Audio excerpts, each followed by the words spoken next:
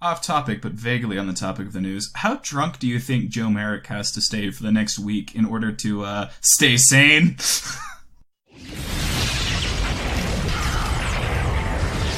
And now, coming to you live from atop the Lavender Town Radio Tower, it's the one, the only, P.U.C.L Podcast.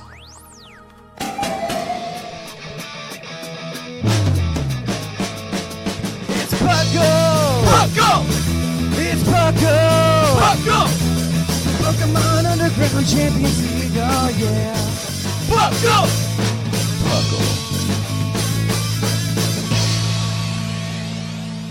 And welcome to the 378th episode of the P.U.C.L Podcast. I am your host, Trainer Thatch, joined by the fluffiest of all the Whimsicots, the fluffiest Whimsicott. Well, I feel like that was somewhat redundant, but hello, everyone. No, it's not. You did it to yourself with your name. And then, of course, we've got, well, I say of course, but we've got returning youngin, Linian. I can vote and drink. I'm not that young. Yeah, I can vote and drink and have a soda pop. Can you drink, though? I mean, I can drink. I don't drink, In but I can Canada, go maybe. to a bar.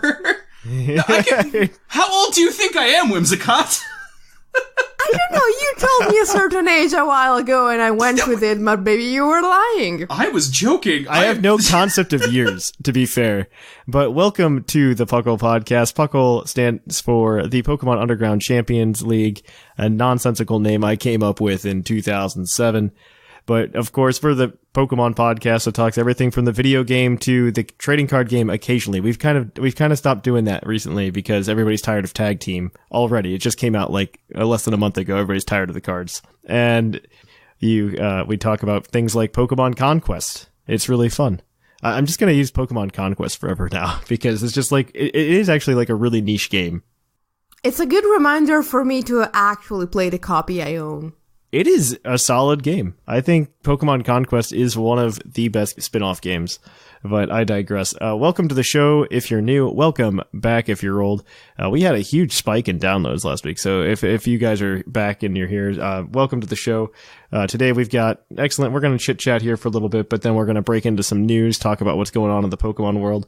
Then we're going to be going into a short little trivia segment where we quiz the co-host on Pokemon stuff. It's a fun little game. And then, of course, we've got the topic where we're going to be discussing today. We're going to talk about how Pokemon games have been announced in the past and what we expect from this Pokemon Day that's coming up. Because Pokemon Day is coming up, we know there's a game being made, and a lot of hype in the community is happening, and I just kind of want to brace ourselves because, like, it could be either the best or the worst thing that happens. I feel like there's no middle ground, but I'm going to try to make a middle ground. Then we're going to wrap up the show with our Pokemon of the episode where we break down a team based around a certain Pokemon that we build each week. And then we actually give away that Pokemon to our patrons and to our fans. So keep a lookout for that on our social medias. And then we'll end the show with our mailbag segment where we read listener emails. So yeah, but other than that, how was Pokemon Conquest for you guys?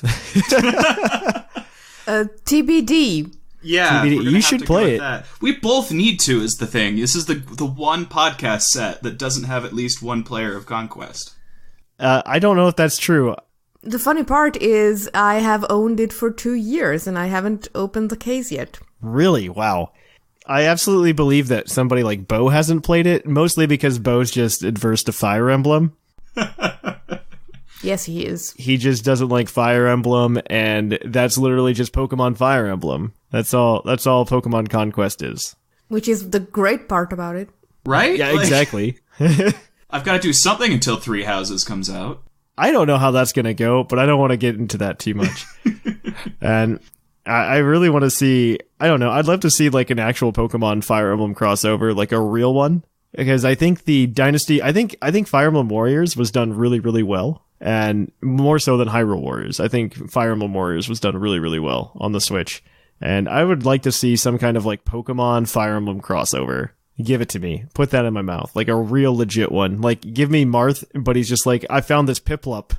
And Marth's running around with a little Piplup. I would be so okay with that. Like just make it like a fan service game on both sides. That's all you need, right?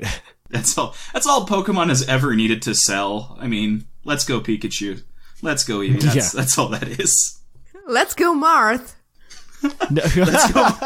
Let's go Marth, and let's go, I don't know, Crom?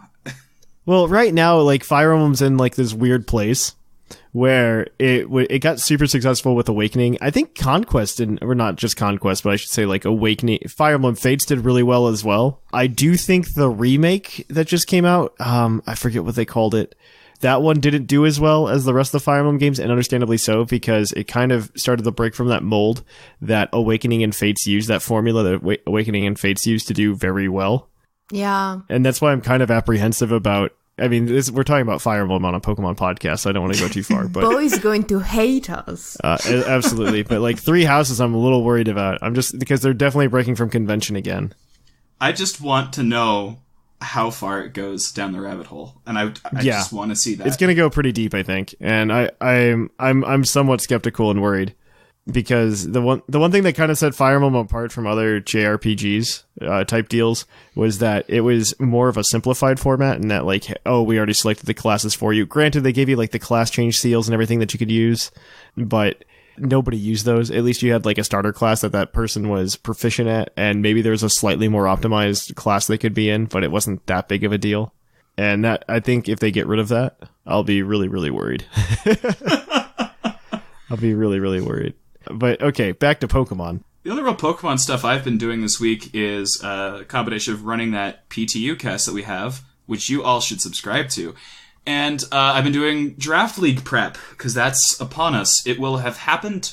Prep. Do you guys even know draft order yet? I guess draft is this weekend, and by the time this show's over, I keep forgetting that because I'm moving this weekend, and we had scheduled the draft this weekend, but I did not know I was moving.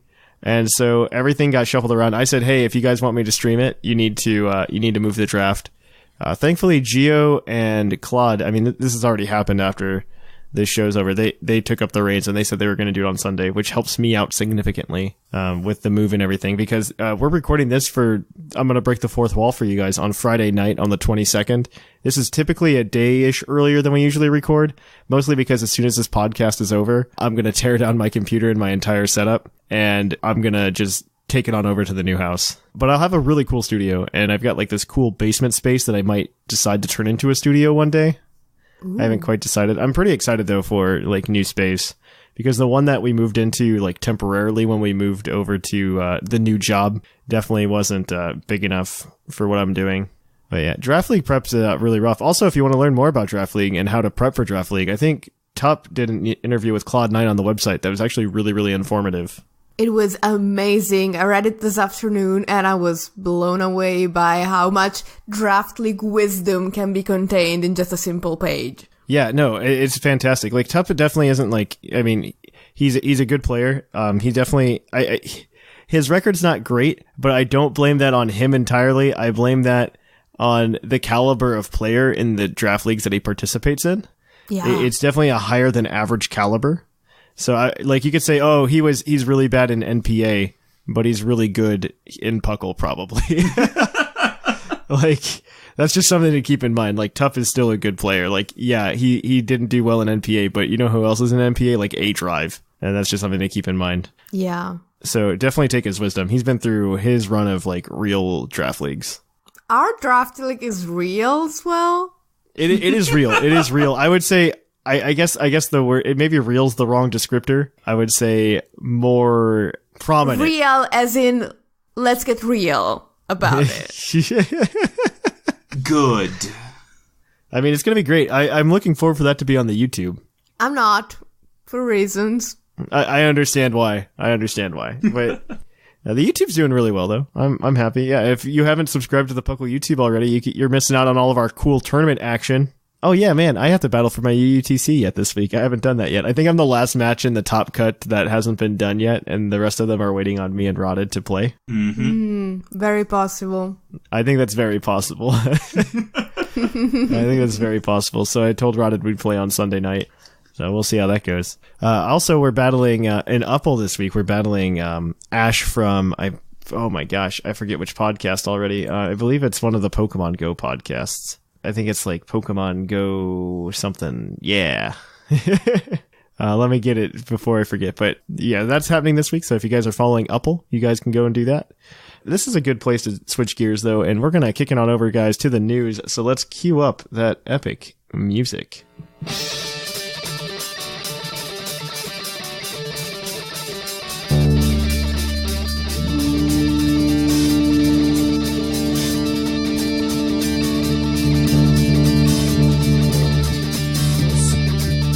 Live from the Lavender Town Radio Tower.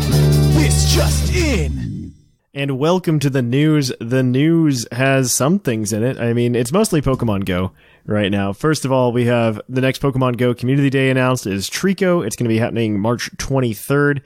And everybody's like, man, I wonder what that super special move is going to be, because we obviously don't know that it's going to be Frenzy Plant when you evolve into Sceptile. The mystery.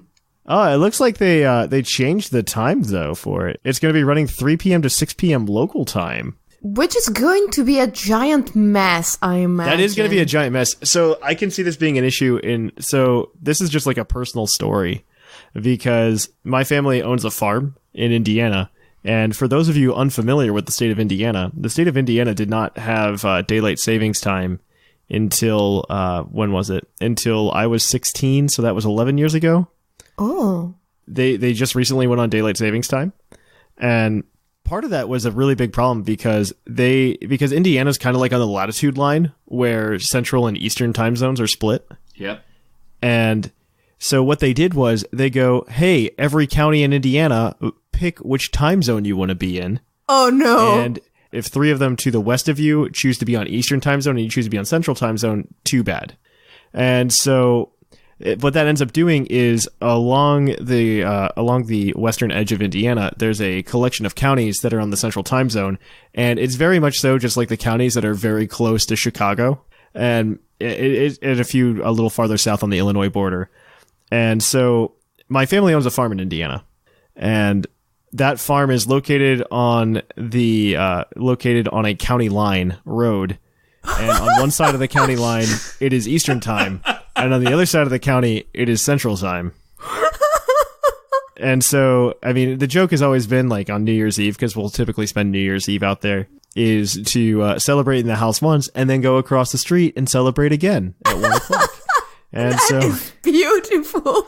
And so, it's a huge problem. I can imagine this, like, if you live in one of these areas, like, if you live near a state line, granted, I don't think there's a lot of population near state lines, or you're going to have these time changes occurring.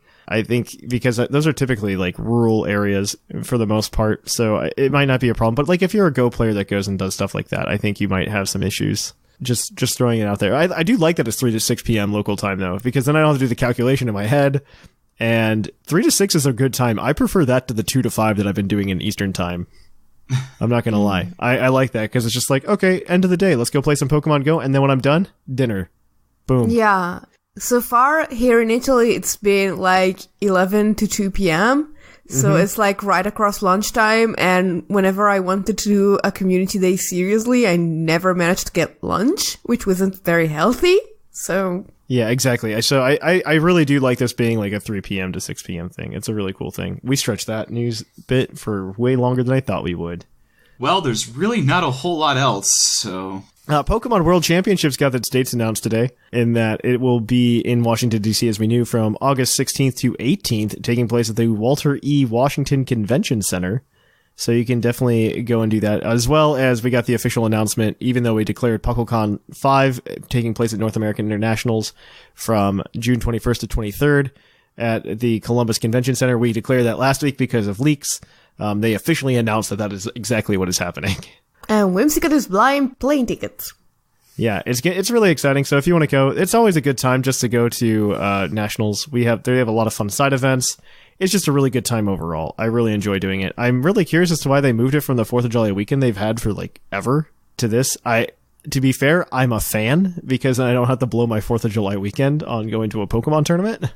But at the same time, I am very curious as to why they made this move.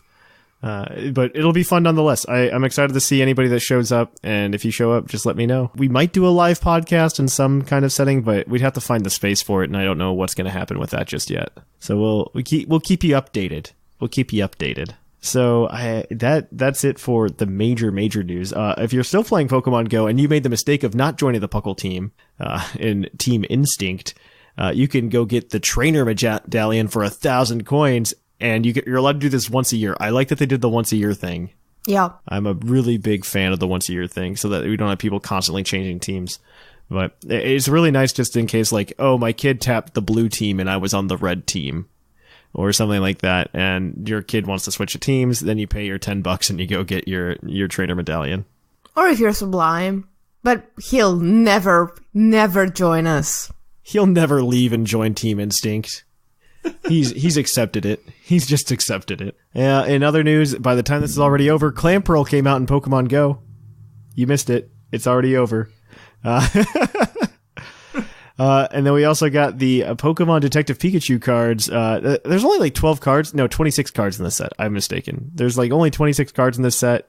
And it's pretty much every Pokemon that they're just going to like push in the movie. Because I think right now we've got Pikachu, Psyduck, Charizard, Mr. Mime, Jigglypuff. And who's the other one I'm thinking of? There's another one. There's another card. Arcanine, Slacking.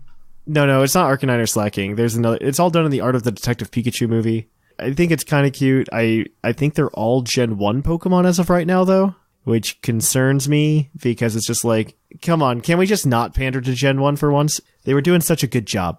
Yeah. And we'll see how that goes. But I think that's mostly everything other than the fact that Pokemon Day is happening this week as well. And to celebrate that, actually, Twitch is bringing back more Pokemon anime. And from February 27th to May 5th, we'll see if this is actually the length of time it'll be. Twitch Presents will air Pokemon Diamond and Pearl, Black and White, and XY series episodes with select movies. And Pokemon Center website has added some Pokeball-centric merch as well for Pokemon Day. I'll have to go check that out because they own me. They own me. So, like, I'm gonna buy it, right? Like, they just own me. I buy way too much stuff from Pokemon Center. But that is it for all the big news. Like we said, PuckleCon is happening. So if you want to go check that out, maybe you want to find somebody to help you room with, you can check out our Discord. We have a new channel there so you guys can talk about it. We made the rule of just trying to make it for rides and lodging, but we already broke all those rules. So, you can go check that out though if you want to try to find like a roommate for PuckleCon or something like that. It's a great place to do it. So I guess that is it for the news then. And we'll kick it on over and switch gears to Puckle's Poke Quiz, where we're going to quiz your co-host on their innate Pokemon knowledge.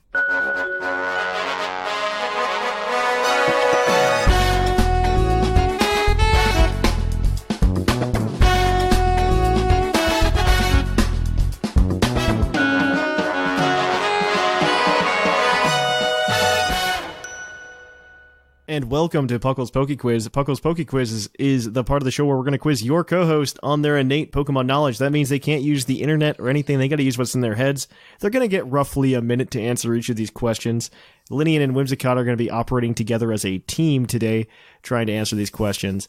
They are competing against their fellow co-host in a race to 30 points. First co-host to 30 points wins $20 to TeePublic. They're going to have 5 questions to try to answer. They have a hint that they can use to help them answer these questions. One of these questions will have a bonus point, and they will also, if they get all the questions correct without using the hint, they can cash it in for an extra point for a possible maximum total of 7 points today. Like, it's actually still pretty close, like everybody scores. So it's kind of anybody's game at this point. This segment, though, of course, is brought to you by AnimeGravy.com.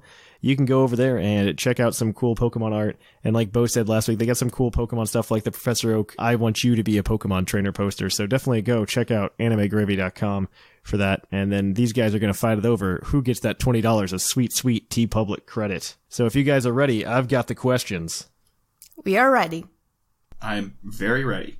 So all of these questions are provided to us by our fans over on our Discord server. So if you want to drop those in, we've got a trivia channel over there that none of these co-hosts can see, but you can see. So drop in your trivia.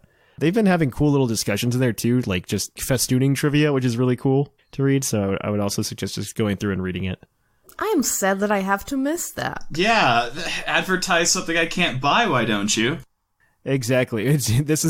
With great power comes great responsibility. But here we go. All right. So our first question, I think this is kind of a softball. What is the only way to obtain Lapras in Generation 1? From a guy at Silphco? I'm panicking because I'm thinking, is that right? Or it has to be right.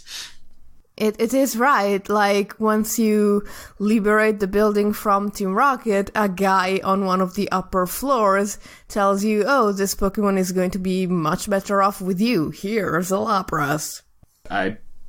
It's so obvious I'm second guessing it, but I think you're right, so I'm just gonna go with that.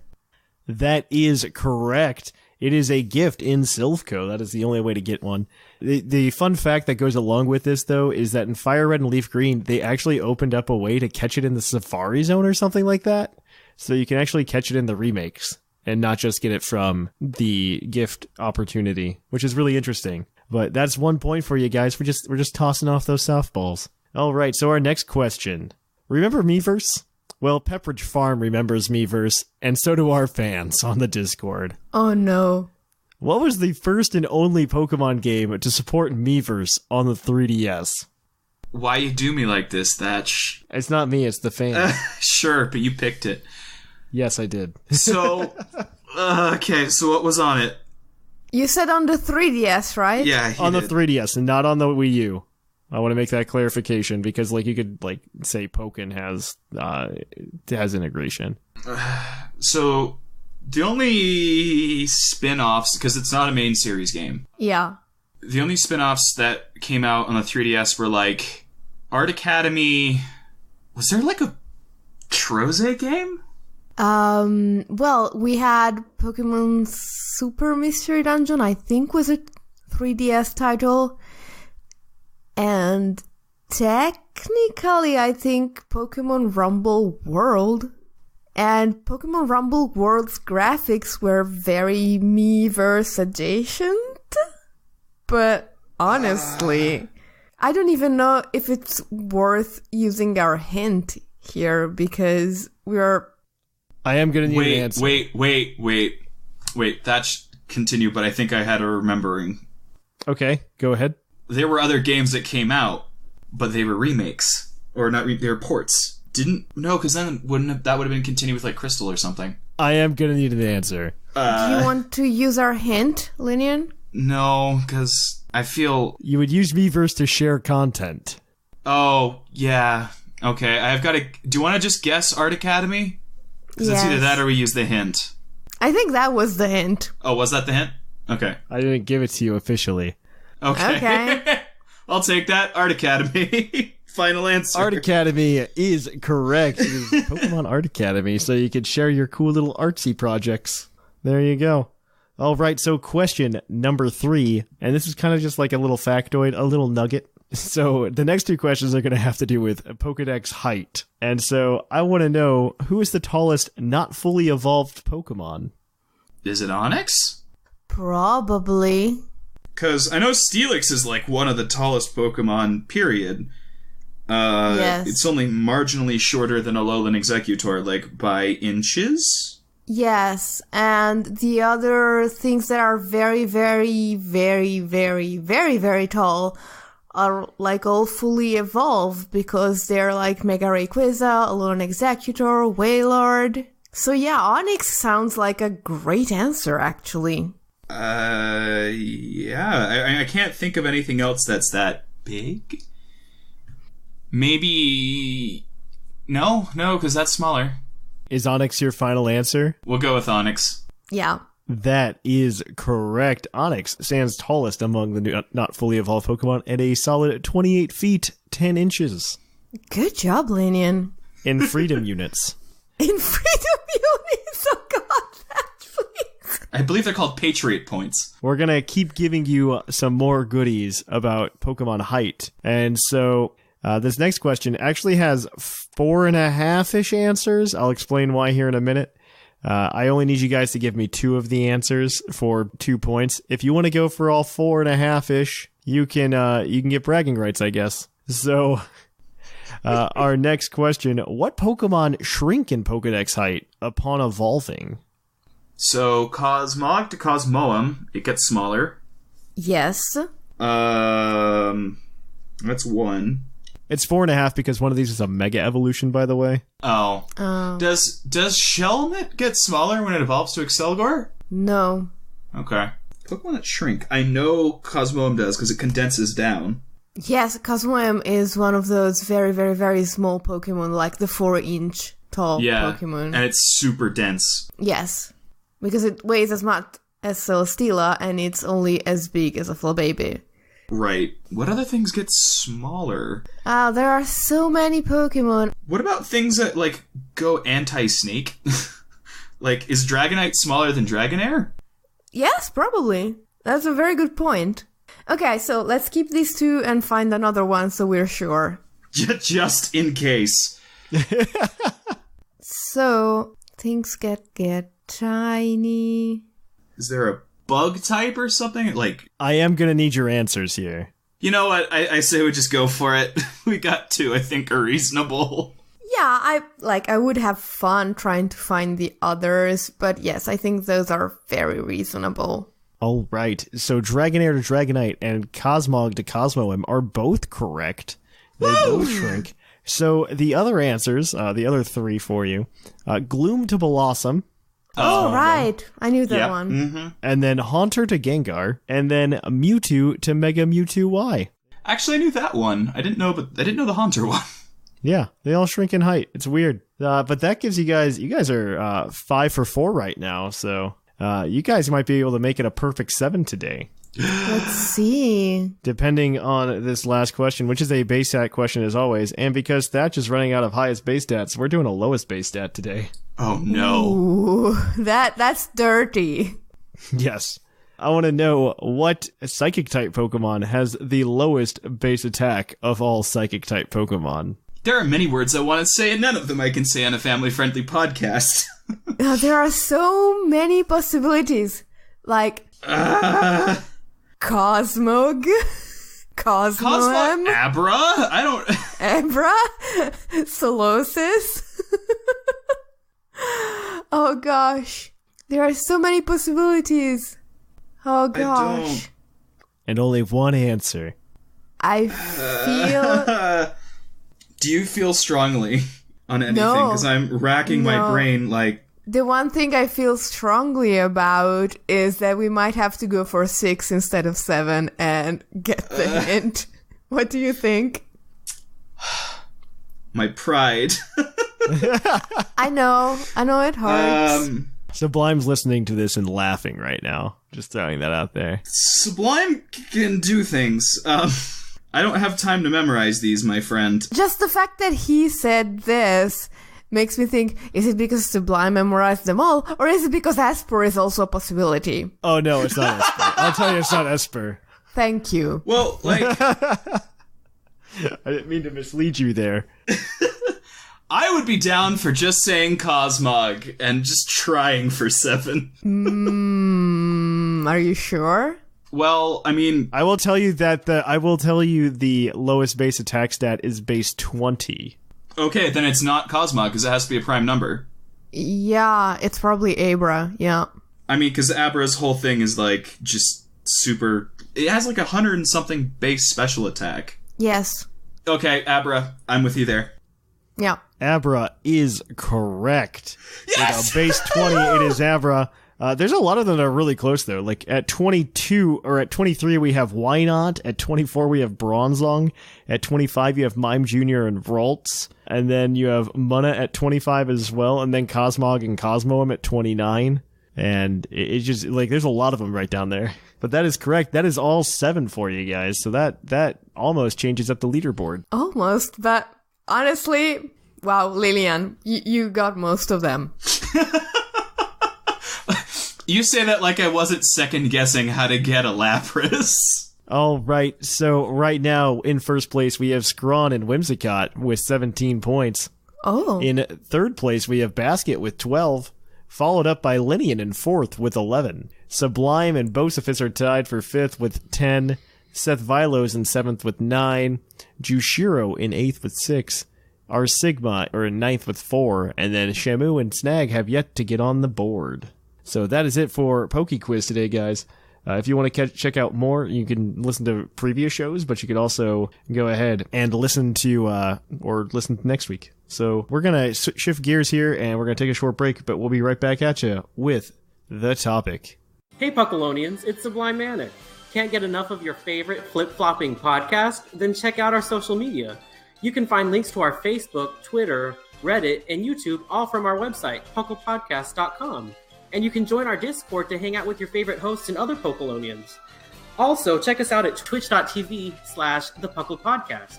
And if you have an Amazon Prime account, consider subscribing to our Twitch channel. You can also check us out at YouTube at YouTube/PucklePodcast. And we also have a Patreon if you're able to give anything at patreon.com/PucklePodcast. And welcome to our topic. Our topic today, like I said, is going to be kind of the history of Pokemon releases, at least recent Pokemon releases. I'm not going to go as far back as Gen 5 because I think that's not something that we can really rely on. And also talking about what we expect this week, because Pokemon Day is February 27th, and there's just like a lot happening. This is probably the most hyped Pokemon Day that I've ever seen. And I'm very excited to see if something comes out of it. And I know a lot of the Pokemon community is also excited to see if anything comes out of it. And I really just want to, I don't want to use the word temper our expectations, but I want us to have the right reaction to whatever happens. Yes. And because I would be definitely lying to say, because most people who are longtime listeners of the show know that I'm typically a very rational person and I don't get excited for things that often, but I am legitimately hyped for this week. If anything, just because we're going to get a lot of cool Pokemon content this week, regardless of whether or not a new gaming announcement comes or not. But let's just dive into it. So I think we should look at just the past two releases, which is kind of something that I really hate if we want to extrapolate from, because as a scientist, if you have two data points, you can always draw a straight line between them. This is just like the first rule of geometry, right? If you have two lines or 2 points, you can draw a line. And this is the same thing. We have two data points. We know two instances. And depending on what happens in this third instance, maybe we can draw a really pretty line, right? And we can get a nice data plot. So let's open it up. So the Gen 6 was announced as a worldwide release. It was the first worldwide release of Pokemon ever. And we got that announcement at the beginning of January in a Pokemon Direct. So these always come in Pokemon Directs. Everybody that was excited for the Nintendo Direct like 2 weeks ago, hoping that Pokemon news would come out of it, you're wrong. They've never announced it in a Nintendo Direct. They've never announced a Pokemon Direct in a Nintendo Direct, which is what other people were expecting, which I found very odd. Pokemon and Nintendo Directs get announced like a day, maybe two if you're lucky, in advance.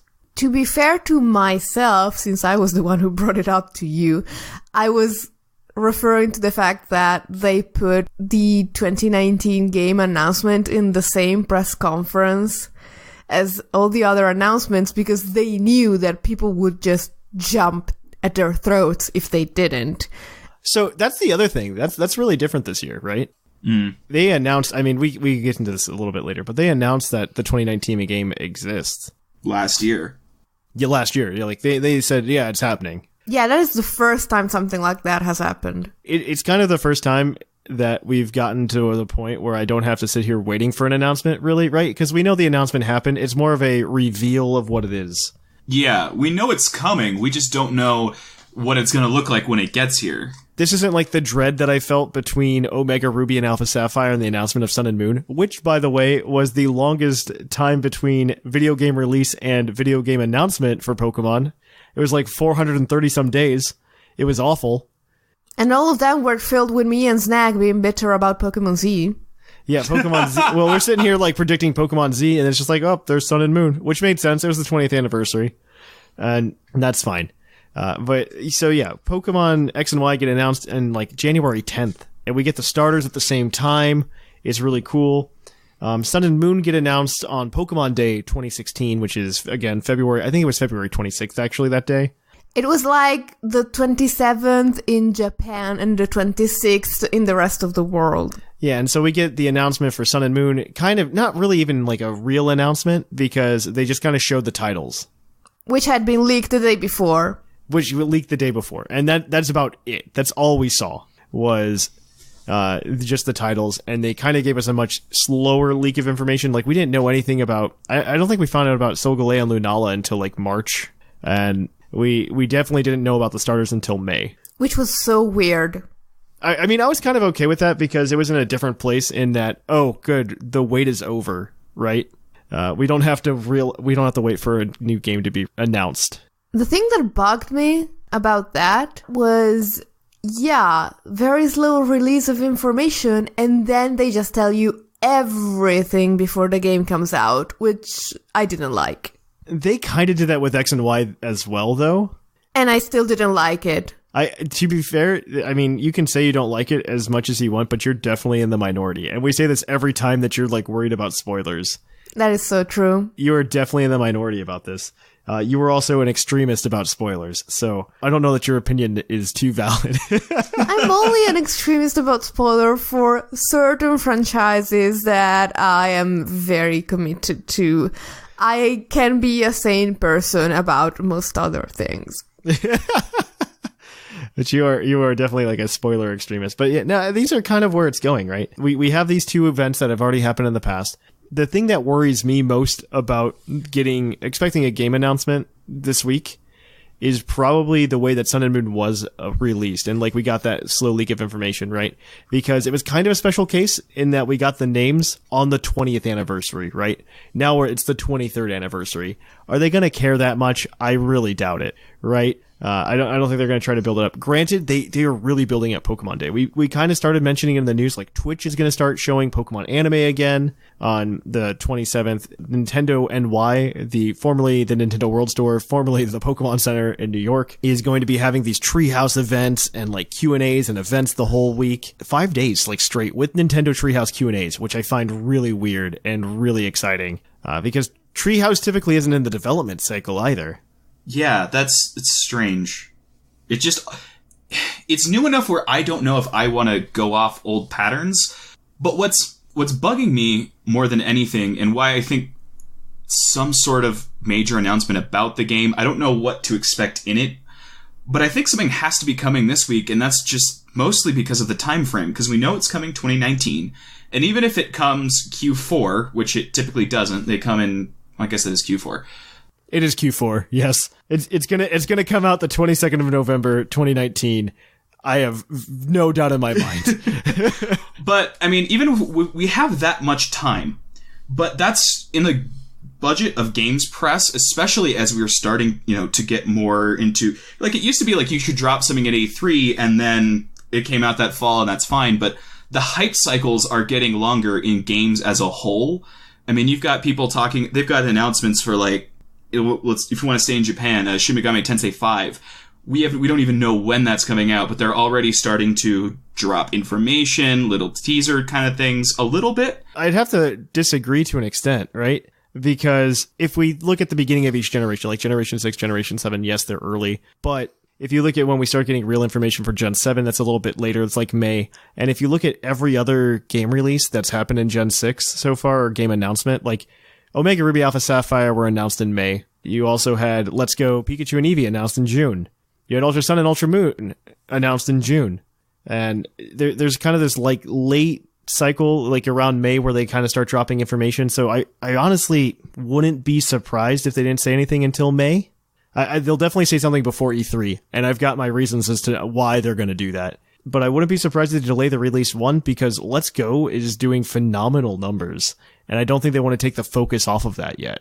That is a good point. As soon as they do that, like their marketing's kind of shifted to like, hey, here's a new game. Granted, Let's Go, I think Let's Go is kind of like, it kind of peaked. It's at the tail end of its sales cycle. Like, it's already gone through a holiday season. It doesn't matter. That doesn't matter, honestly. Like, right, Sun and Moon got announced, and then we didn't hear about Ultra Sun and Ultra Moon until June. So they don't really care that much about that. I wouldn't be surprised if there is an announcement this week, though. Like, I'm really 50-50 on this. I don't lean one way or the other. I wouldn't be surprised if it was in May. I wouldn't be surprised if it was this week. I'd like it to be this week. Well, yeah, of course. I mean, a counter argument to what you said is that all of the games that you mentioned that were announced in the summer were not the first game of a new generation. I do agree with that. I mean, I fully agree with that sentiment. The thing that kind of drives me towards that even more, though, is like we were talking about, we didn't really get any information for Sun and Moon until May. Like, that's when we got Solgaleo, Lunala, Poplio, and stuff like that, and we all learned that Rowlet was the best. And if you look at the Gen 6 announcement, we got Yveltal, we got Xerneas, we got the starters all in January. And it was just one really cool hype announcement, like, here's the next generation of Pokemon. And they probably had like their strongest set of starters, I think, in quite a long time at that point. And Yeah. I could totally see them waiting to have that kind of announcement, but in May. I think it'll happen before E3. Like, I will say 99% it'll happen before E3. Actually, 100%. I will say 100% it'll happen before E3. And that's just always wrong, so... Yeah, I will say 100% is going to happen before E3. Because, I mean, a lot of people are getting really hype because the Pokemon Twitter account right now is doing a countdown of like, hey, check out all the Pokemon regions, right?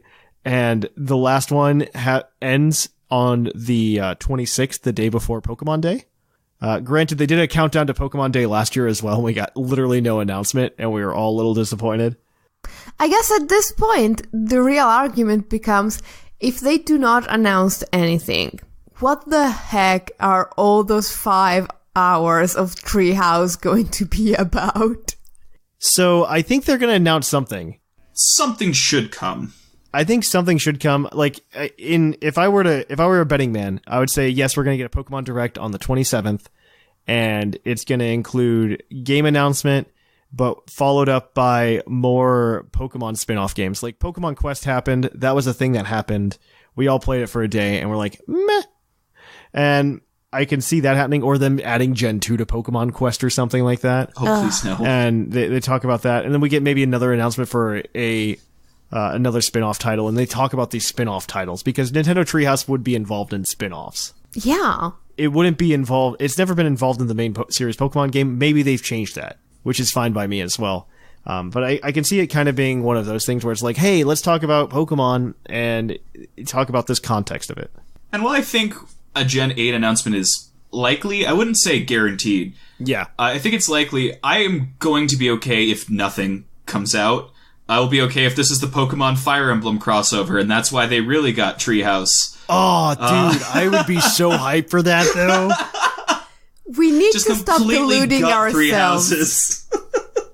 But, I mean, I don't know. I think the thing I would be most afraid of is it going and it being an announcement about something else, and then just the internet being the internet and just going absolutely crazy, which is never fun. I think if they want to be just fan pleasers this week, if they're going to do an announcement, if there is going to be a general Pokemon Direct, anything like that, you do a really cool... I mean, you kind of do it like how they announced Pokken Tournament DX, right? They're just like, hey, here's Pokken Tournament DX, and then you're just like, here's Ultra Sun and Moon at the end of the trailer.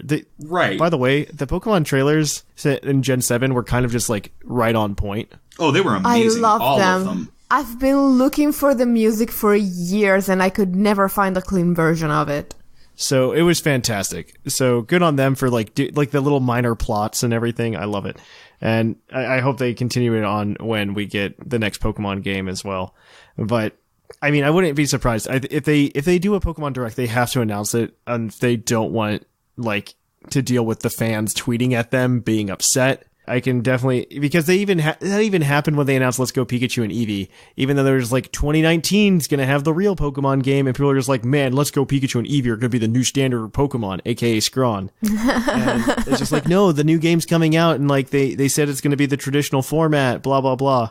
And that's what it's going to be. I know a lot of people want it to be what Breath of the Wild was to Zelda. And I use Breath of the Wild specifically because they try to lump a Mario Odyssey in with that as well, and granted, I don't think Mario Odyssey was that much of a stretch for like 3D Mario. No, it really wasn't. It was literally just Mario 64, and I felt really good about it. Like, it was just better Mario 64. Yeah. Yeah, but it was no Breath of the Wild. It didn't reinvent anything, but it was really good at what it did. Yeah, exactly. And that's what I want Pokemon to be. I want it to be the Mario Odyssey, right? I want it to be the Odyssey. I want to be the Mario Odyssey, not the Breath of the Wild. I don't need open world Pokemon. I don't need anything that changes the format. I would like to see, and this is just a minor step aside from everything else, I would like to see Jim's return. I'd be such a big fan. Only because I'm definitely a nerd, and I like being able to buy like somebody making the badges, right? And that's going to happen right out the gate. Somebody's going to make the badges in a pin form, and I'm going to buy them. And I'm just a sucker for badges. Z crystals were cool and all, but I think badges are way cooler. Ooh, by the way, did you hear why the Earth badge looks like it does in Gen 1? No. Why is that? It looks like a feather, right? Because originally Giovanni was supposed to be a flying type gym leader. Oh, interesting. They found that little bit of data, like in that alpha version of Red that and just came out Green that recently. came out this week. Interesting. But yeah, I really hope that Gen 8 kind of brings some of the old back to the table. I liked what Sun and Moon did. I don't think it was bad. I would like to see gym leaders come back, make gym leaders a little bit more integrated into the game. I think they still did that poorly with the trial leaders. There was definitely an opportunity for it, and they tried. I would really like to see it just a little bit more there. Like, just give us a little bit more interaction. Gen 5 did such a good job of that. And I just want, like, a little bit more, like, overworld, like, hey, look, the gym leader's outside of the gym, doing not gym stuff. Yeah. I think that's a fantastic story-building tool. They can learn a lot from Gen 5, like, good and bad things. And I would like to see that in Gen 8. Just kind of like, hey, let's take all the good things, but then be like, hey, let's not make it a soft reboot. Exactly. More N, more Whimsicott, less only new Pokemon. I think that was the only reason it was bad. It was just the new Pokemon thing. It was an interesting concept, just nobody wanted it. Yeah. Yeah, and it brought with it the two worst things about Gen 5. The not being able to play with whatever you want, and the 7 billion Xeroxed Pokemon. Yes. Absolutely. I mean, I really enjoyed Gen 5. I like it as a playthrough. It aged very well. Yeah. Going back through it. But I just don't think it was a great shot at the time. I think story-wise, though, it was fantastic, and they can implement it. And then 10 Little Men can disagree all you want. But I think there's a lot of story elements there that could have been brought in. And if you could make the story elements from Sun and Moon kiss the story elements from Black and White, I think you've got a fantastic story and probably one of the best stories in a Pokemon game. Oh, yes. Because Sun and Moon had good things as well, minus Hao's love for Malasadas. And I just think if you mix that with, like, a lot of the world building they put into Black and White, I think it was really good. Minus the definite gray area in villain motive until they're just like, man, I can't even tell if these are the bad guys. Oh, wait, now they're kicking a mana. They must be the bad guys. All right, these guys have an actual... These guys have an actual point. We need to make them so comedically evil that the characters don't realize that they have a point. Yeah. Yeah, it's like a reverse Black Panther. You're not wrong. That's for sure. But yeah, I'm really excited to see what they come up with. I wouldn't be surprised if there is a game announcement this week. I think a lot of people are also hoping for that game announcement, and I just want them... tempering the expectations is like too strong of what I want to say. I just want people to have reasonable expectations, right? Like, yes, all signs point towards yes, this week is when it's going to happen. But if it doesn't happen, let's all just kind of be like a little disappointed, and let's not be angry at Pokemon. Let's be disappointed at Pokemon, right? Let's be civilized fish. Let's be civilized fish about this. Let's keep swimming. Let's all just keep on going with our lives. Let's be civilized fish. Let's be wishy-washy. Yeah, exactly. Lenient. Oh, gosh. Okay, so guys, let's do something that civilized fish would do and make a bet. Okay. I see. Loser buy the other two a drink at PuckleCon. What are we gonna get this week? I'm saying just a title and a release date. Oh, we're not getting a release date. We know the release date. We're not going to get the release date officially announced. I think if I have to bet on getting an alcoholic beverage from somebody, I'm going to bet that we will get a game. We will get titles for the game, and then maybe some kind of nonsense spin-off thing. I think that's what we'll get. Like, if I have to predict what's going to happen this week, I think we'll get, hey, here's the title screen, and here's some spin-off nonsense to go with it. I think it's going to be more like the announcement when we got Pokken Tournament DX, when it was, the trailer was all about Pokken Tournament DX being on the Switch.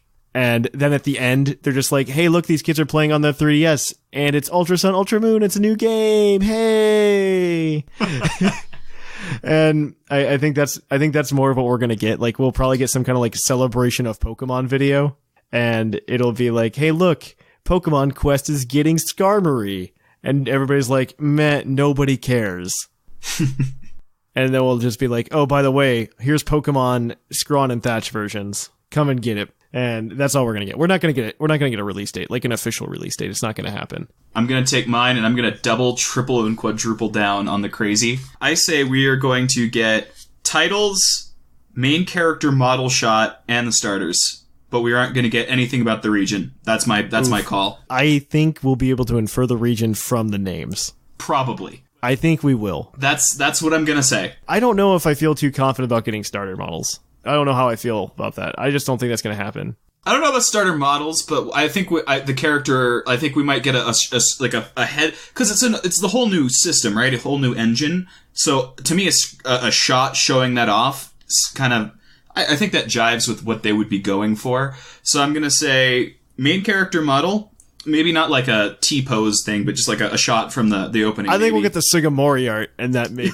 Maybe. Like, I think we'll get the Sugimori art of the main character. I don't think we'll get like in-game footage, because they're gonna want that to be as polished as they can possibly get it. And after playing, like, this is the 100th time I've said it on this show, but after playing Let's Go, I know they're gonna want to polish it. Yeah. Because Let's Go is definitely an unfinished game. Yeah. Like, that did not pass the Nintendo seal of approval. If not Masuda, but if Miyamoto would have seen that game, I think he would have been like, what are you guys doing? He might have, and then Pokemon says, Papa Nintendo, you were breathing down our neck. This is what you get. Let us go make the real game. Yep. You know what we can all agree on, though, is that something is going to come out, like a mini trailer or a video or something, and whatever the information is in there, we're gonna be in the Discord server saying, oh, I bet this means that, and I bet that means that, and our Sigma is going to come in like after 30 seconds with all of the facts, because he's the only one who bothers to check Pokemon.com. To be fair, when it comes to new releases, I always check Pokemon.com for their official press release, because they actually know what's going on. And then I sit there, and after Sun and Moon's announcement cycle, I have to sit there and I have to like read everything out loud to people, because if I don't read it out loud, I know I'll miss something, because that's the moment. That's how you figured out Sil Valley.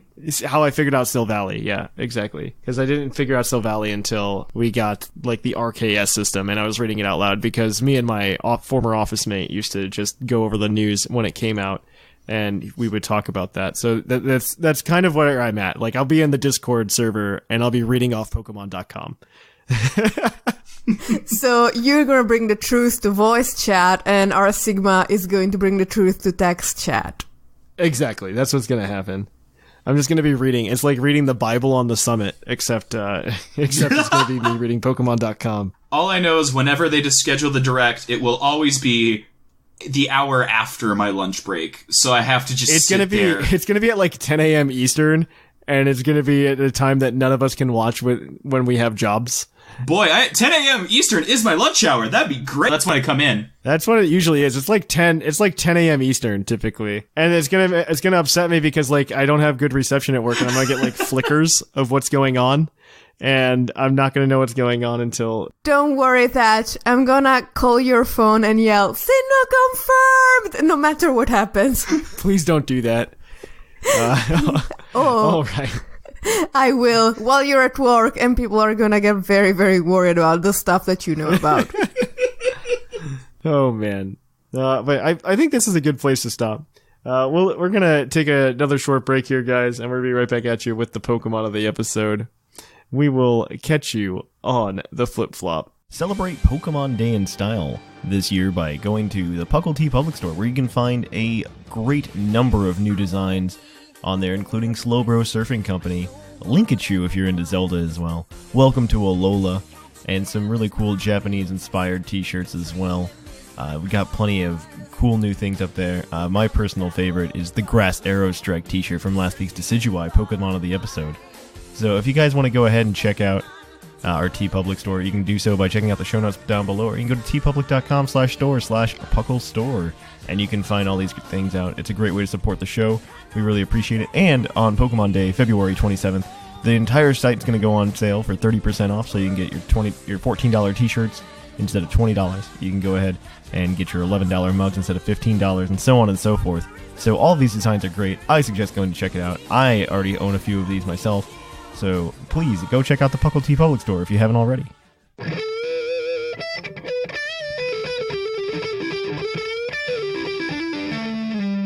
Poke of the episode. And welcome to the Pokemon of the episode. Our Pokemon of the episode is National Dex number 774, Minior, the Meteor Pokemon. Its Pokemon Moon Pokedex entry reads, if its core stays exposed, it will soon die off. It is possible that it may survive if it's put into a Pokeball quickly enough. So in order to save it, you have to bludgeon it with something you throw at it. Yes.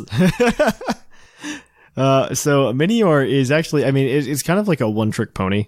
Like, there's not too many sets you can run on Minior. And it also has the interesting ability in Shields Down, because it's got 2 base stats, essentially. Yeah. Is what it's got. So you've got Shields Down Minior. When it's in its Meteor form, it's more defensive. Base 60, HP attack, special attack speed. And then when you get to its core at 50% health, you get to Minior. And it's base 60, HP and defense and special defense stay. However, special attack go up to 100, and speed goes to 120, which is kind of nutsos. Yeah, it's a really good speed tier. It's a really, really good speed tier. And so Minior gets to do that crazy nonsense with that. And the big thing that it can do, and probably the only thing it can really do, is use Shell Smash, which will double its attack, special attack, and speed, but it's going to decrease its defenses. But you run something like White Herb to counteract that. And White Herb is important because Minior also gets access to acrobatics, and you can imagine something with like, I think it comes out to like 600 base attack, 640 or 656 base attack at level 100. You're going to get acrobatics on that at double power, so it's 110 base acrobatics. With stab. And so like it's doing a lot of damage. Yeah. So, I mean, this is pretty much Minior's thing. You run that, you run Earthquake, and then the substitute slot, or not the substitute slot, but the fourth slot, you can run Substitute or a Rock-type move, typically Stone Edge in. I am a fan of the team we're going to talk about. I'm a fan of the substitute slot for that one, just because if you get the sub up, you can do a couple things. One, you can force the shields down if you haven't already. Yep. And 2, you can also just kind of build up like a wall up against something if you have a free setup turn. Yeah, if there is just like one Pokemon that can still kill you with a priority move and you get the sub up, you get a chance to kill it before it kills you, essentially. Exactly. It's really big. And some even Minior at some point it can't 2-hit KO, or it can't 1-hit KO everything, but it can 2-hit KO, and that really allows you to get that 2-hit KO. Yeah. So it's good. I'm a fan. So the team we put it on today, so we've got that Minior. We already talked about this Minior. 252 attack. I think its HP stat needs a little bit of tweaking, because Whimsicott informed me that it takes 3 substitutes to get you to the core form. Yeah, because without HP investment at level 100, it goes to an odd HP stat. So yeah, exactly. So it will take 3. We're running Adamant Minior here as well, because if you're Shell Smash, you're going to be plenty fast. On a base 120 Shell Smash, you outspeed anything. You outspeed things with scarves. Yeah, you're going to outspeed things. An interesting thing to know that Shell Smash doubles your speed, so it's much better than a Scarf. And there was a time where you could run, like, the very first time I used Minior was in the UUTC 2 years ago, and I remember that I ran it naive because I wanted Power Gem instead of any other Rock-type move because I was so afraid of missing moves and I wanted a special option. And I EV'd it so that this is going to tell you how old this episode is that I'm talking about. So that even in Shields Down form, so with a base 60 speed, after Shell Smash, it could outspeed Pheromosa by 1 point. So, yeah, man, Pheromosa used to be allowed. I forget about that. It's so crazy. So looking at Minior, then, we need to start building a team around it so that it doesn't play awfully. And a good Pokemon that pairs with it, this is in the RU tier, is Whimsicott, actually. There I am! Yeah, and so there's a Whimsicott, and Whimsicott kind of plays funny. I would probably switch up moves personally just for my play style, compared to this one. because we've got Friday nights are typically when I test these teams, and I didn't get to test this team as much as I wanted to. So Prankster Whimsicott with Leftovers, with Moonblast, Encore, Defog, and Memento. I personally am not a fan of Memento. Me neither. I don't want to die. I would probably slap something like Energy Ball or something there, just so you get the double coverage. This is 252 attack, special attack, 252 speed, just so you're outrunning anything you can. Defog's real big. I really like Defog. And Encore. I think those are both fantastic. Because one of the biggest threats in this tier is probably Bronzong. And you kind of get walled out by that. And this team doesn't handle Bronzong very well. So that's probably the one thing I wish we could do a little bit differently here. But you've got Whimsicott. It pairs up really well. It takes most of Minior's weaknesses fairly well, and it can dish out some damage. Yeah, you just need something for ice, and that is the next Pokemon over.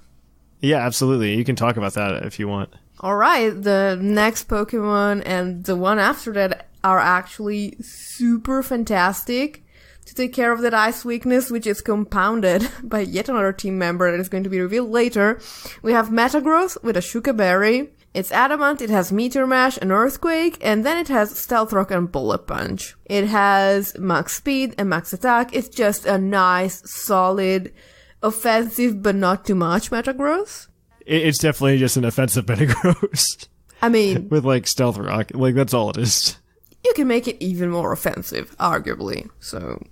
Somewhat, maybe, yes. So not too much. Just the fair amount of offense on a Metagross. Mm-hmm. And then you have Incineroar with an Assault Vest. It has max HP and max attack. You don't really need speed for what you want it to do. You want it to Flare Blitz stuff. You want a slow U-turn because getting that Meteor in safely is a big priority if you want to sweep with it. And we didn't put U-turn on Whimsicott this time, so... No. Incineroar gets it. And then Darkest Lariat and Knockoff are always good moves on Incineroar. Mm-hmm. Absolutely. Rounding out our other ice weakness that was foreshadowed. Bum, bum, bum.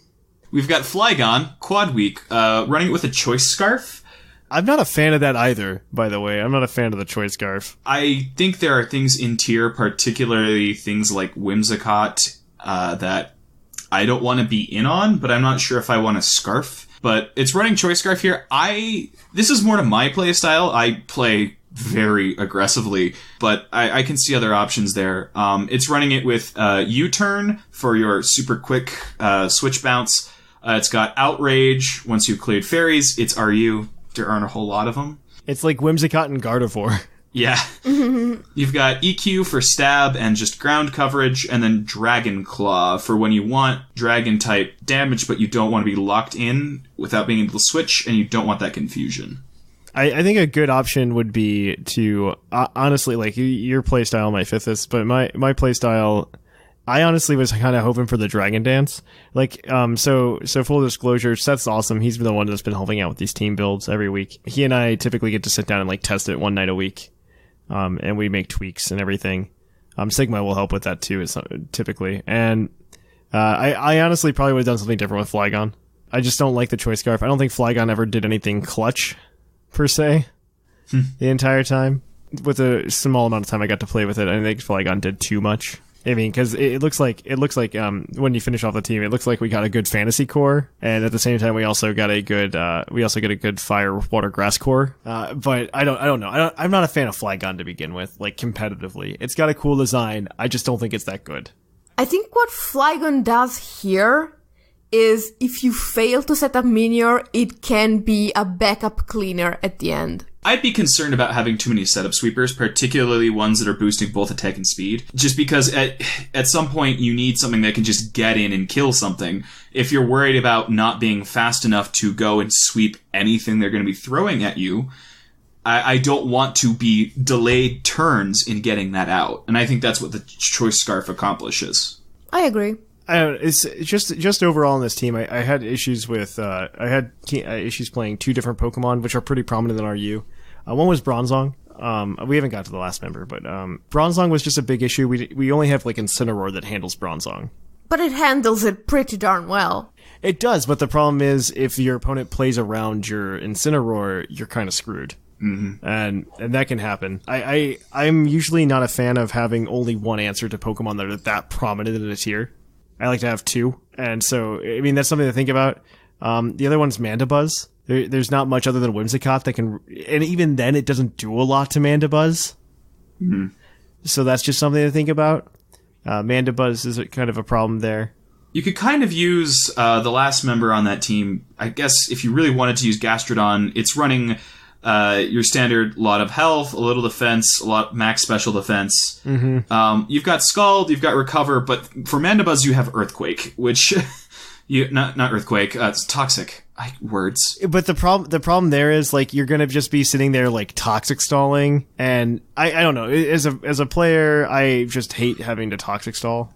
I mean, I hate having to do it, but it's a functional answer. I would respect the team a little bit to avoid it, but I do think you can handle Mandibuzz. You just have to be very careful about how you do it. I personally would take Flygon, and I would probably replace it with something that can Volt Switch. Honestly, what I would do with Flygon, if you want to keep Flygon and your problem is Mandibuzz, is I would replace either Outrage or Dragon Claw with Thunder Punch. I would still replace it with the Volt Switch mod. I mean, you know I love Voltorn, but it's my baby Flygon. It wears footy pajamas. Yeah, you can be sad. It's honestly like Seth made this team just for me. So. The other option, I guess, if you really... I mean, Substitute I like a lot on Minior, especially on this set. Yeah, it's Stone Edge would help. Yeah, Stone Edge would just massacre if you can get that accuracy. Stone Edge never hits. But if it does hit, it'll probably knock it out. Mm-hmm. No, I agree that Stone Edge would probably reconcile the Mandibuzz problem. It still doesn't reconcile the... what do I want to call it? It doesn't really reconcile the Bronzong problem. No. I don't know. There's not a one-mon solution there. No. And I don't know. So you can get something that, like, what I really want is Luxray to be a dark electric type. That's what I want. and that would work out so perfectly. And that would fix everything, right? And still be an RU. Yeah, but this is Pokemon for you. And if you want to check out this team, you can check out the team of the episode article that Seth is going to be putting on pucklepodcast.com. If you want to get a shiny Minior, you could join the Patreon. We also give away a not shiny version to not patrons. We post that on our Twitter and in the Discord when we do those giveaways.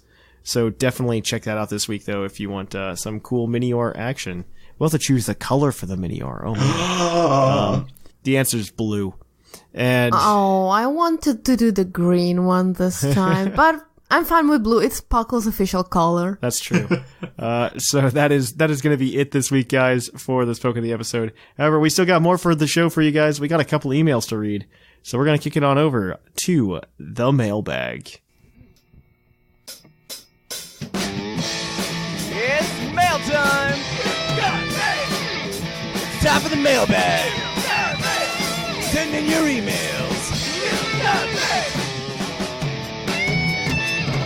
And welcome to the mailbag. The mailbag, as always, is brought to you by Green Tauros, the energy drink that gives you hooves. Hooves!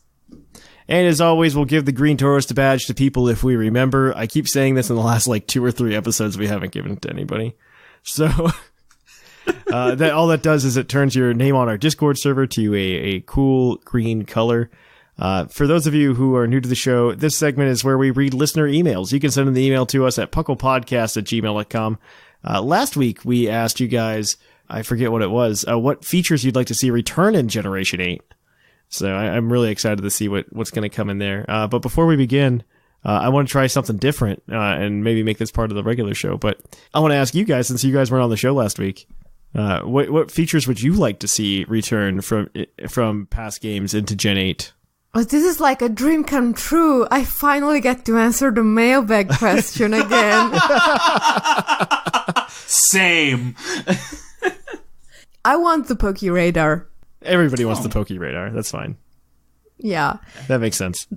The PSS, the Poke Radar, DexNav is fine if you're not gonna give me Poke Radar. I like DexNav better than Poke Radar, personally. DexNav's the only thing I want back.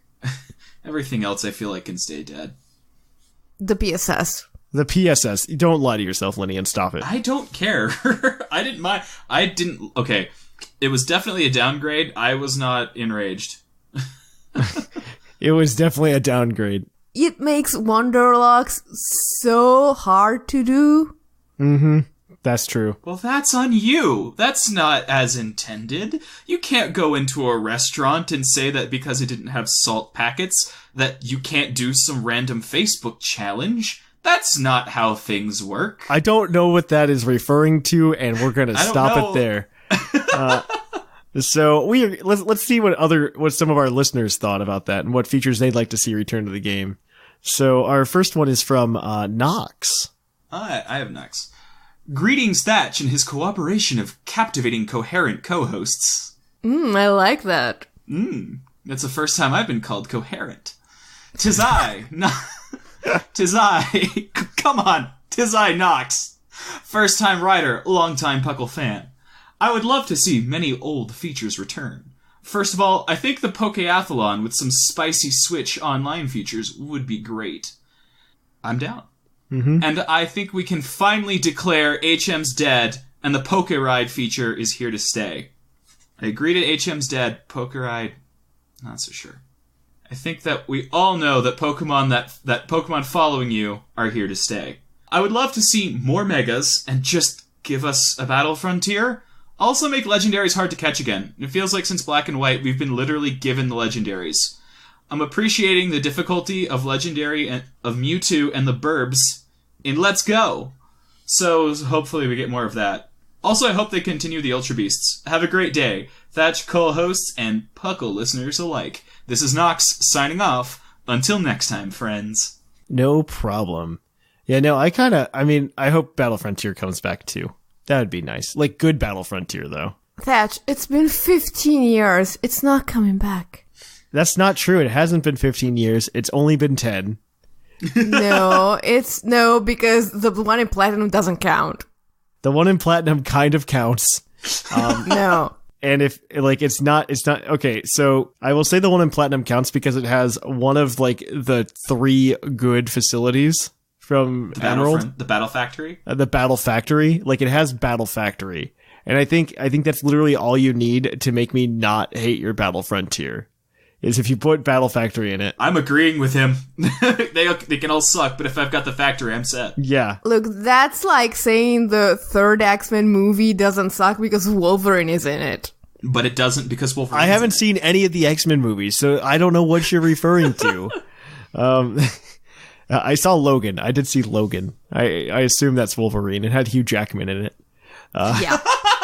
And so, but we do have another email from Pokestud, or Pokemon Stud. I guess he wants to be called now. Whimsicott, I think you have this one. Yes, but I'm not gonna do the voice this time. Just as a heads up. Okay. Hello, Pokelonians. It's the one and only Pokemon Stud, the stud muffin of the Pokemon universe. Pokemon has many features that are memorable and some not so much. I'm looking at you, Festival Plaza. But here are my top 2 features I want in Generation 8. 1. Bring the PSS back. Amen to that. Right. We Pokemon fans need to make a petition or something to fix their online connectivity between friends. Even though PSS was simple, it gave us everything we wanted. And I know we don't have a bottom screen anymore, but what they can do is replace the Rotom Dex with a new PSS system where if a friend is online, it will pop up on your screen or a notification on the top right of your Switch. What do you think? The Switch already has that. It does, except it's the left. Yep, that's true. That's so true. But yeah, no, I think it would be, like, that's what they should do. I mean, it's very easy to integrate. I read this email earlier this week, and I thought of it to myself, I'm like, yeah, you could just put it in a menu, you know? Like, just make it a quick button press, because Pokemon, we've literally proven that Pokemon takes a control stick and a button. Yep. Like, we've proven this with Let's Go. Yeah. That's all it takes. 2 buttons and a control stick. So we've got more than that on the Switch, right? So make it so that when I hit, like, the shoulder buttons on the Switch, it pulls up my friends list off to the side, right? My PSS off to the side, and all my friends are there. Maybe not the shoulder buttons. I mean, I hit those by mistake all the time, but... Yeah, but you get what I mean. Just hit a button. Yeah, I get what you mean. So, 2. Bring back the Battle Frontier. Some may not want it, but hear me out. I think they are planning to bring it back because in older games they did have hints that they may one day integrate it into the new games. Like in Omega Ruby... In Omega Ruby and Alpha Sapphire, if you pressed A on the Battle Frontier monument, it said, "The Battle Frontier project has started." I even attached a picture of it. It was such a fun place to battle other trainers and test your Pokemon, and who knows, maybe they can combine the PSS and the Battle Frontier to make a much cooler and better festival plaza that everyone can like. What are your thoughts? Sorry for the long email, Pokemon Stud. Winky face.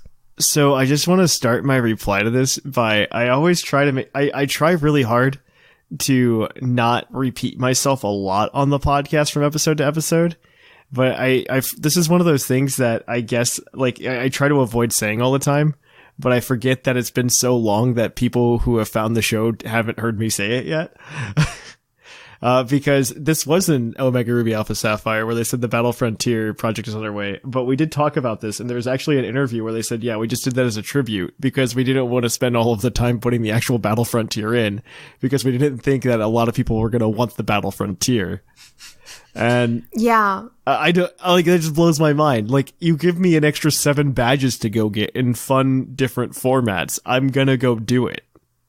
Yeah, and if you start like looking at hints, you're just gonna drive yourself mad because, as Thatch said, most of them are tributes or just tiny nods to stuff. Like, can you just start to wrap your mind around the fact that they are kind of trying to imply that the protagonist of Pokemon Let's Go either is or is in contact with the protagonist of Ultra Sun and Ultra Moon, because in Pokemon Let's Go, you get an autograph from Lieutenant Surge, and that autograph is in a room in Pokemon Ultra Sun and Ultra Moon.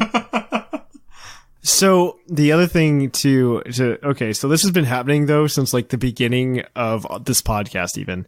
So there's an episode like 38, episode 38 of the podcast.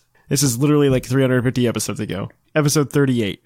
We were talking about the speculation that was going on in the Pokemon community for Pokemon Gold and Silver remakes. Granted, the Gold and Silver remakes happened. There were things that were legitimate, like, hey, Cotton Johto is in the data for Diamond and Pearl, right? But these things went super crazy. Yeah, I remember. And one of them was the Pokeball in the middle of the Pokemon centers in Pokemon Diamond and Pearl is gold and silver. Hence, there will be Gold and Silver remakes. I still tell that story to my siblings to this day after hearing it on the podcast. As you should, because it's just like a cold reminder of like, I don't know, I've been in this for so long now. This is my 12th year of Pokemon podcasting. And like, I've been in it so long that like, you just see the trends start to repeat themselves. But he tweeted out a picture of a Weedle, and if you add up the Stardust values... The one thing we didn't talk about in the main topic, by the way, is this is one thing that I think is legit and says that like we're definitely getting something soon-ish. Is that right now Pokemon is doing on their Twitter, they're like highlighting a Pokemon with the Let's Go art and talking like, hey, Bulbasaur has a bulb on its back, blah, blah, blah. It's really cute. And every day they're doing a Pokemon. Right now, I think they just got to Wigglytuff, and it's something like that. But if you actually trace out the days, Mewtwo happens the day of the E3 presentation. Oh. So just something to like keep in mind. Some of these things are legitimate. Not all of them though. Yeah. Can we just like teeny tiny moment for Bulbasaur? Like the new image that came out in the new Detective Pikachu trailer. It's adorable. And it's not just adorable, it was colorized to black, and it's literally Toothless from Dragon Trainer. I was going to say that. All right. Well, that's where we're going to end the mailbag. If you want to email us next week at pucklepodcast@gmail.com. Once again, that is pucklepodcast@gmail.com. What are you saying? Oh, Green Taurus badge. 1 sec. Let me do the mailbag question before I forget. At pucklepodcast@gmail.com. You could email us with an answer to what do you expect to see happen this week? And if it already happened, what happened and what's your reaction to it? Send those in to pucklepodcast@gmail.com. But Green Taurus badge, there are 2 to choose from. I have to choose Nox. Really? Yeah, I like Nox. You know, Nox had a lot of content in his email for as short as it was. I'm going to have to go with Nox. I like Nox. Nox, you get it, man. come to the Discord, ask for it. We'll give it to you. But that is it. If you want to catch up on more Puckle awesomeness, first of all, go check out the Puckle Plus feed.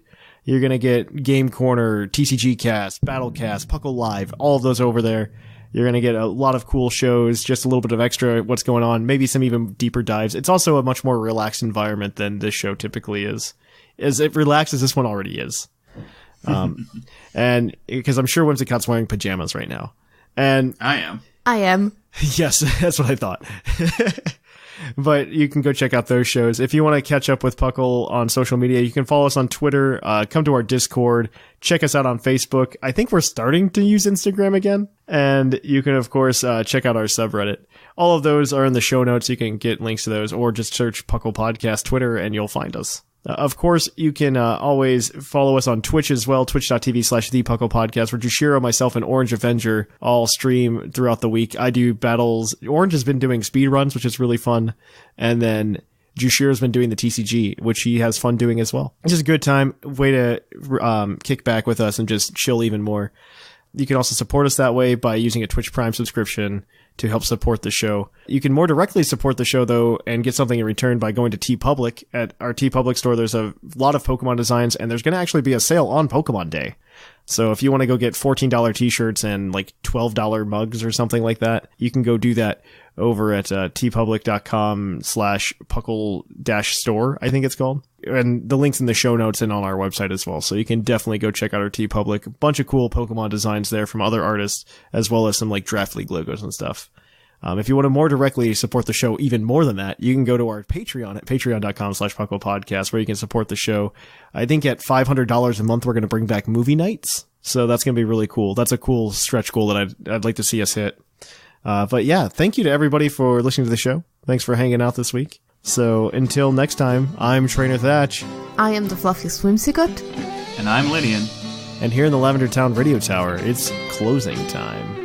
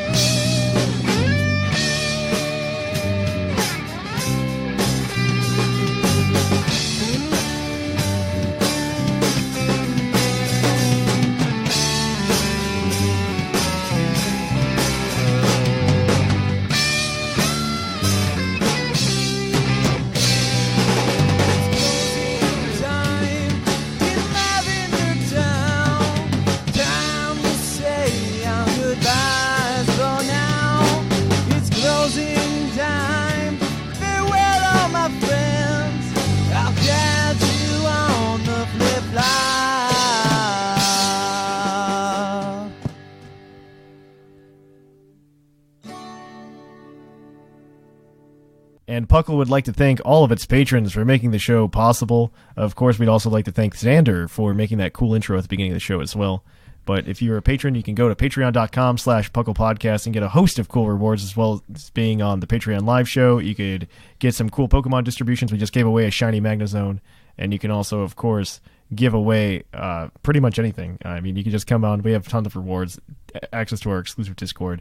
But thank you to Greg, Viger, Duly Noted, 10 Little Men, Andrea, The Fluffiest Whimsicott, Shamu, Snag, Dexio, Christian, Rotted Mushroom, Bosophiz, Alvarin, Seth Vilo, Marcus, Claude9, Dennis, Eric, Michael, R. Sigma, Doc McStuffles, Nathan, the Golden Klefki, the British Gent, Trevor, TJ, Doc Knox, Echo, Shambles, Birdkeeper Cobra, Jeremy, Louise, Wade, Kevin, Justin, Tank, Jonathan, Greg, Bodtak, Alec, Mikey, Ozzy, Rory, Jedi DJ, Sparky, Nick, Dylan, Shira, Ironcaster, Orange Avenger, Thomas, Zero, Curtis, Anime Gravy, Hazelnut, Joseph, Traby, and the Real Evie. Thanks to all of you guys for helping make the show possible. We really appreciate the support, and we'll keep on keeping on. So we will catch you guys on the flip-flop.